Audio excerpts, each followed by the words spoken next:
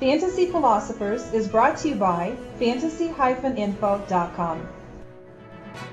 Let's take a look at our overall standard snake mock draft that we have here. 12 team, 14 rounds that we have here for you. This is our latest one that we participated in. We'll have more of these as we're getting deeper into the summer and we're getting closer to draft days. I know that there's internet leagues that are already starting to draft here, probably around as soon as mid-July on a lot of these major sites. So we've got this one available for you guys that are drafting super early. I'm not usually a big fan of that, but if that happens to be where your league likes to pick, then that's fine. Me personally, I like to wait as long as possible before I have to draft. I really don't even like drafting in August, especially with leagues right now in September as they start.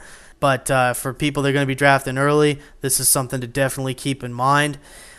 So here we go. We've got a lot of running backs that are going off the board in the first round. You've got Maurice Jones-Drew, Chris Johnson, Adrian Peterson. That's been the theme of the top three, whether you shuffle those around in any different way. This one happened to have Maurice Jones-Drew actually go first.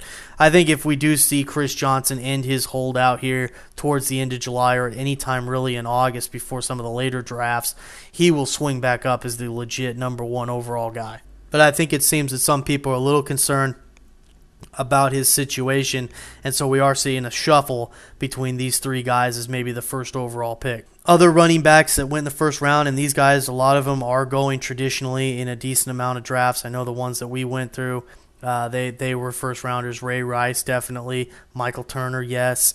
Frank Gore. Rashard Mendenhall is a name that's consistently going in there. Steven Jackson continues to be a first round option, even in non-PPR leagues. And so that's the situation. You've got a lot of running backs. We did actually see Aaron Rodgers and Drew Brees go in the first round.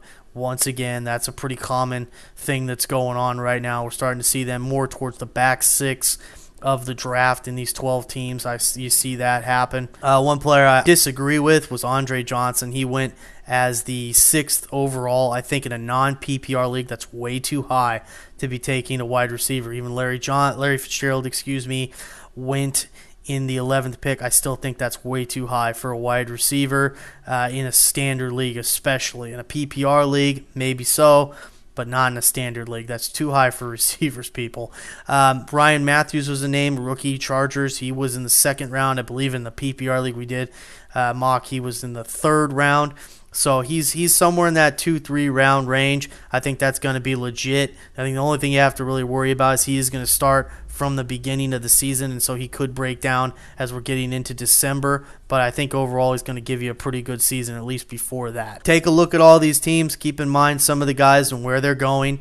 Obviously, names are going to change as we see new information happening over the summer, and we're getting deeper and deeper and closer to your draft days. Players are going to move around, but for now, this is something to kind of keep in mind as a general idea of where things are at today. And once again, we just want to let you know that if you're listening to this out there on the internet, maybe on YouTube for a video, we've got this, what we're talking about here, available for you. There's a link. It should be a link at the bottom of where this video is at, right underneath the text. And you can click on that link. You can go over and you can download this information that we're talking about. You can print it out for yourself to use at your draft. We have that available for you.